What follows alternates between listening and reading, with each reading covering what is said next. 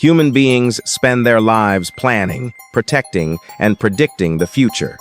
We avoid danger, calculate risks, and convince ourselves that fate can be controlled. But sometimes, destiny ignores logic entirely. Some lives are not taken by war, illness, or reckless choices. They end through moments so ordinary that no one recognizes them as final.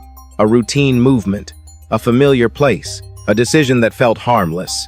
And yet, in those seconds, something invisible shifts, as if the outcome had already been written. These deaths feel unsettling not because of how violent they were, but because of how perfectly timed they seemed. As if survival ended not when it made sense, but when fate quietly decided it was enough. Tonight, we examine 10 celebrity deaths that feel less like accidents and more like cruel reminders that control is often an illusion. Claude François lived in a world where nothing was ever allowed to feel unfinished. On stage, every movement was measured, rehearsed, and controlled. Off stage, that same discipline followed him into his private life, where even the smallest details mattered. Order was not simply a habit, it was a necessity. Those who worked closely with him often said he could sense when something was wrong, even when others could not see it coming. That instinct did not turn off when the cameras stopped rolling.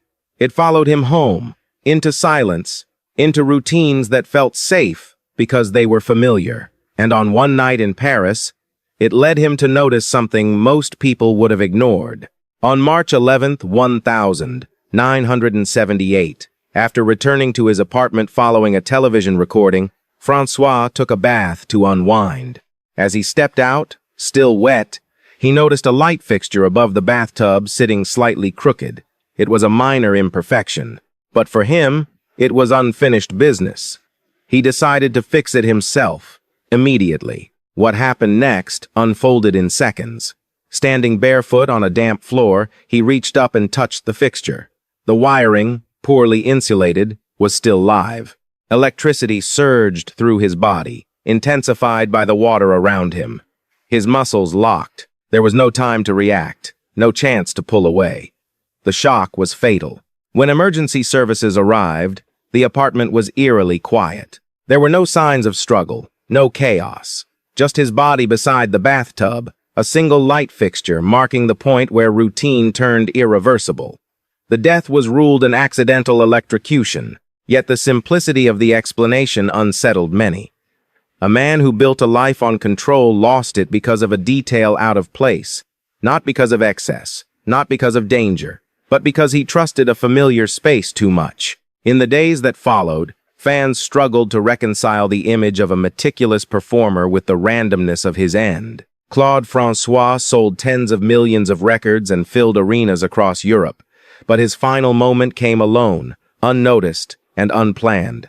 A reminder that fate does not announce itself loud. Sometimes, it waits quietly for someone to reach out and fix the wrong thing at the wrong time. And disturbingly, this was only the beginning.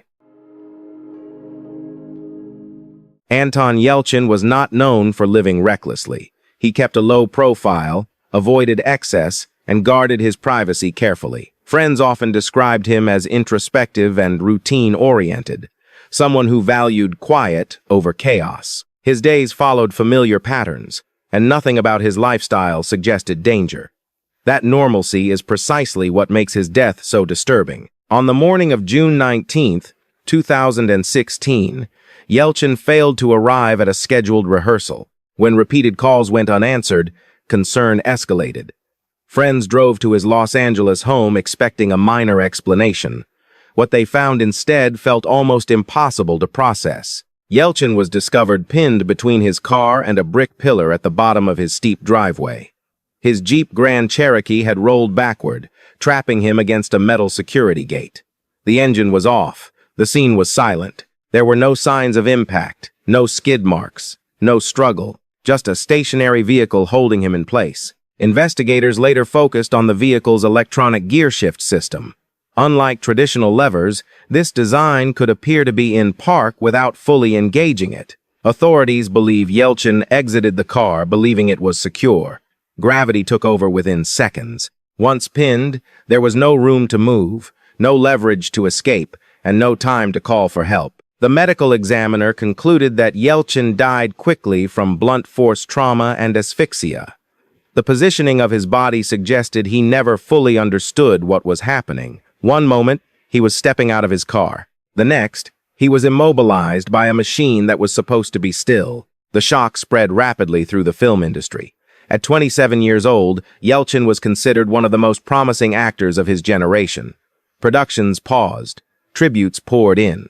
Many struggled not with grief alone, but with disbelief that such a controlled, routine moment could end so violently. In the months that followed, millions of vehicles with similar gearshift systems were recalled. Design flaws were acknowledged, lawsuits were filed. Yet none of those developments changed the central truth of the case. Anton Yelchin did not die speeding, performing a stunt, or taking a risk. He died standing still, in his own driveway, undone by a moment of false certainty. What makes this case unsettling is not how dramatic it was, but how easily it could happen to anyone. And the next story reveals a moment when danger arrived without warning, even before the cameras stopped rolling. Long before Hollywood understood the cost of spectacle, danger was treated as part of the job. Sets were uncontrolled, safety was informal, and the line between performance and real risk barely existed. Martha Mansfield entered the film industry during that era, when illusion mattered more than protection. By the early 1920s, Mansfield was a rising presence in silent cinema. She was young, charismatic, and gaining momentum fast. For studios, she represented promise. For audiences, she embodied elegance. No one expected her career to end before it had truly begun. On November 29, 1923, Mansfield was filming The Warrens of Virginia on location in San Antonio, Texas. The production relied heavily on period-accurate costumes, including Civil War-era dresses made from highly flammable materials. Between takes, the cast gathered near a set area where crew members smoked freely, a common practice at the time. After finishing her scene, Mansfield stepped aside to rest. Nearby, someone casually discarded a lit match. No one noticed as it landed against her costume. Within seconds, the fabric ignited. Witnesses later described the moment as sudden and chaotic. Flames spread rapidly, consuming the dress before anyone could react. Crew members attempted to smother the fire with coats and blankets. Mansfield screamed as the heat intensified. By the time the flames were extinguished, she had suffered severe burns across her body. She was rushed to a nearby hospital, conscious but gravely injured. Doctors worked through the night, but the damage was catastrophic. The following day, Martha Mansfield died from complications related to her burns. She was 24 years old. The studio labeled the incident a tragic accident. Filming resumed soon after. No formal safety reforms followed. There were no lawsuits, no public accountability, and no lasting changes to on-set practices. Mansfield's death was quietly absorbed into the industry's forward momentum, yet her case remains one of the earliest and most unsettling examples of how fragile life was behind the camera. She did not die performing a stunt or acting recklessly. She died waiting between takes, undone by a single careless moment and an environment that treated risk as invisible. Martha Mansfield's legacy is often summarized as a footnote in film history, but her death marked a turning point, revealing how easily illusion can turn lethal when no one is watching closely. Strikingly, this was not the last time a film set would become a place of irreversible loss. For decades, Bob Saget was associated with warmth and familiarity. His voice, his timing, his presence felt safe. Audiences knew him as a comedian who blurred the line between dark humor and sincerity, someone who could make people laugh while quietly carrying heavier truths beneath the surface. Nothing about his final days suggested danger. In early January 2022, Saget was traveling alone during a stand-up tour. After performing in Florida, he returned to his hotel room in Orlando. He spoke with family members that evening. His tone was calm. Plans were made for the next day. There were no signs of distress, no warnings that anything was wrong. The following afternoon, Hotel staff entered his room after he failed to check out. They found Saget lying on the bed. There was no sign of forced entry, no drugs, no alcohol abuse. The room appeared orderly, almost untouched. At first glance, the scene raised more questions than answers. An autopsy later revealed the cause of death: severe head trauma. Medical examiners concluded that Saget had accidentally struck the back of his head against a hard surface, likely a headboard or table. The impact caused multiple fractures at the base of his skull and bleeding within the brain. The injuries were consistent with a fall, not an assault. What unsettled many was the absence of chaos. There was no evidence that he tried to seek help. No phone call. No movement after the injury. Experts believe the blow may have immediately disoriented him or rendered him unconscious, leaving him unable to recognize the seriousness of what had happened. In the days that followed, speculation filled the silence. How could a fall in a hotel room be fatal? Why were the injuries so severe? Doctors explained that head trauma does not always present immediate symptoms. A person can appear functional, even comfortable, before rapid internal damage takes over. Bob Saget was 65 years old. He did not die on stage, on the road, or in excess. He died alone, after what may have felt like a harmless accident. A reminder that sometimes the most dangerous moments arrive quietly, without panic or warning. Unlike the chaos of a fire or the force of machinery, this death left almost nothing visible behind. And that absence is precisely what makes it so disturbing. At first glance, Isadora Duncan seemed fearless. She rejected convention, defied structure, and lived as freely as she danced. Movement, for her, was not choreography, but instinct. Clothing, rules, and restraint were things she openly challenged, both on stage and in life. That devotion to freedom followed her everywhere, even into moments where caution might have mattered. By 1927, Duncan was internationally famous, admired for redefining modern dance and for living unapologetically on her own terms. On the evening of September 14th in Nice, France, she prepared to leave for a short drive through the city. The weather was cool, and before stepping into the open-top automobile, she wrapped a long silk scarf around her neck. It was elegant, dramatic, unmistakably her. Friends nearby reportedly warned her. The scarf was unusually long. The car had exposed wheels, but Duncan dismissed the concern. According to witnesses, she smiled, settled into the seat, and spoke her final words as the vehicle began to move. Moments later, the scarf trailing behind her was caught by the spinning rear wheel. The fabric tightened instantly, snapping her backward with violent force. Her neck was broken in seconds. The car stopped almost immediately, but the damage was irreversible. There was no collision, no high speed, no external impact, just fabric, motion, and timing aligning in the worst possible way. Those who arrived at the scene struggled to understand what they were seeing. The accident felt surreal, almost theatrical, as if life had mirrored the drama Duncan often embraced on stage. Medical responders could do nothing.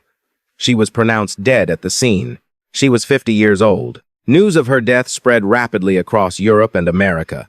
Many were stunned not only by the loss, but by the manner in which it happened. A woman who celebrated movement was killed by it, a symbol of artistic freedom undone by the very expression of her identity. Investigators ruled the death accidental. There were no mechanical failures, no external factors to blame. The scarf, the wheel, the moment. That was all it took. Isadora Duncan spent her life resisting constraint. In the end, fate imposed one in the most unforgiving way imaginable. In a cruel contrast, the next story involves someone who never had time to move at all. John Eric Hexum was still at the beginning. Tall, charismatic, and quickly gaining attention, he was being positioned as a rising television star in the early 1980s. On set, he was known for humor and energy, often using jokes to ease long hours and production delays. No one around him saw danger in that personality. Least of all that day. In October 1984, Hexum was filming the television series Cover Up. Production had fallen behind schedule, and tension on set was high. During a break between takes, Hexum grew restless, waiting, joking, pacing. The kind of downtime actors experience every day without incident. Nearby was a prop revolver loaded with blank cartridges. Blanks contain no bullet, but they still produce an explosive discharge. Hexum picked up the gun, spun it casually, and joked about the delay. Witnesses later recalled him pressing it to his temple in mock frustration. Then he pulled the trigger. The explosion sent a powerful burst of gas and wadding into his skull. He collapsed instantly.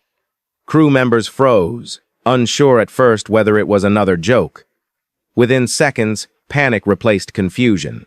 Blood pooled rapidly as medics rushed in. Hexum was airlifted to a nearby hospital and placed on life support. Doctors determined that the blast had caused massive brain trauma. Despite emergency surgery, the damage was catastrophic. 6 days later, he was declared brain dead. He was 26 years old. Investigators ruled the death accidental. The prop weapon functioned as designed. No malfunction, no defect.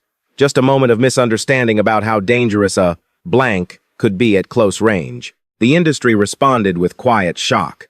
Safety protocols around prop weapons were discussed, but meaningful changes came slowly. For many, the unsettling part was not the violence of the moment, but how casually it occurred. A joke, a pause, a gesture meant to entertain. John Eric Hexum did not die performing a stunt or filming an action sequence. He died during a break, surrounded by people, in a moment no one took seriously until it was irreversible. What makes this case especially chilling is how little separated routine from disaster. And the next story shows that sometimes even distance and preparation offer no protection at all. Ola Brunkert spent most of his life behind the rhythm, not the spotlight. As a key drummer for ABBA's backing band, his work shaped songs known around the world, even if his face remained largely unfamiliar to the public. By the late 2000s, he had stepped away from touring and settled into a quieter life, far removed from stages, crowds, and noise. That sense of calm would prove misleading. On March 16, 2008, Brunkert was at his home in Mallorca, Spain. The day unfolded without incident. There were no visitors, no rehearsals, no unusual plans. At some point in the afternoon, he walked from one room toward another, passing through a glass door that separated the spaces. What happened next was instantaneous. The glass shattered on impact. The door, made of large panes, broke into sharp fragments.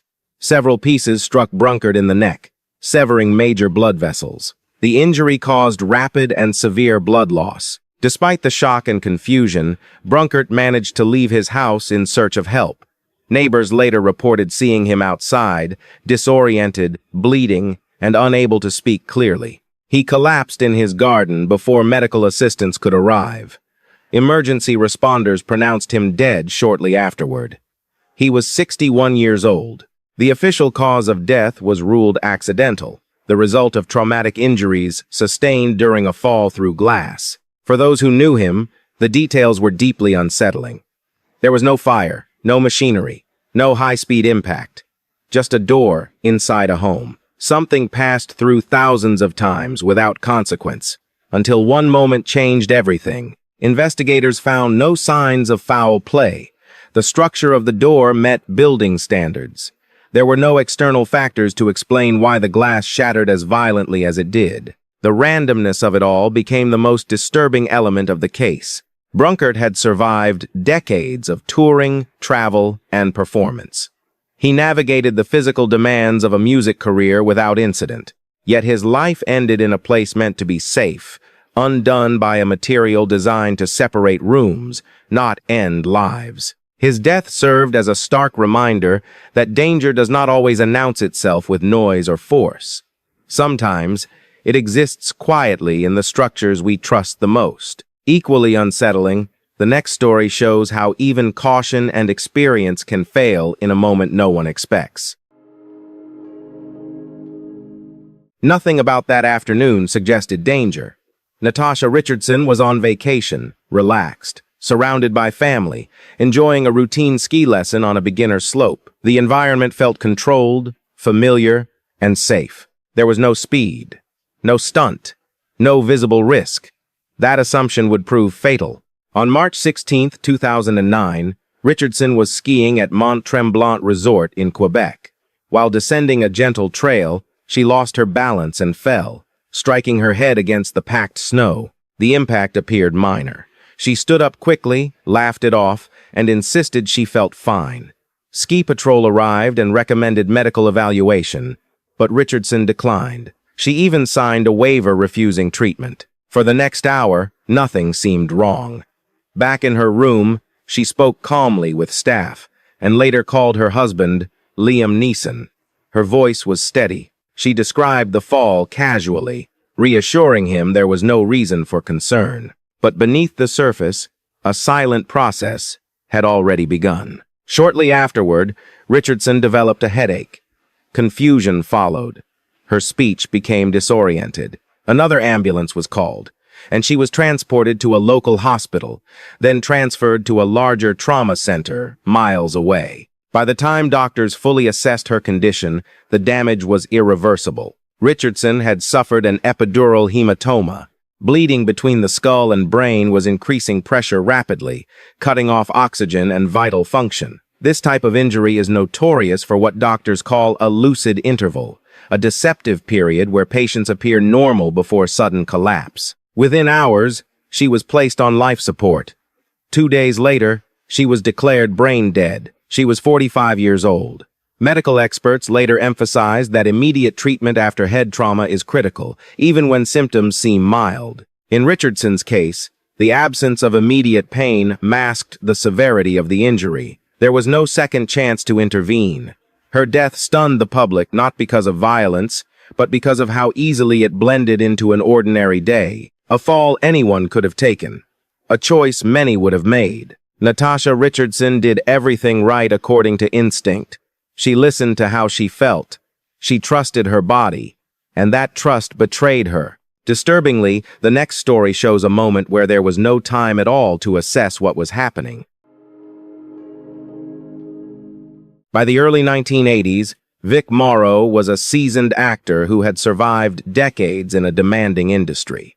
He was respected, experienced, and comfortable around action-driven productions. Film sets were familiar territory. Risk was something he understood and had navigated countless times before.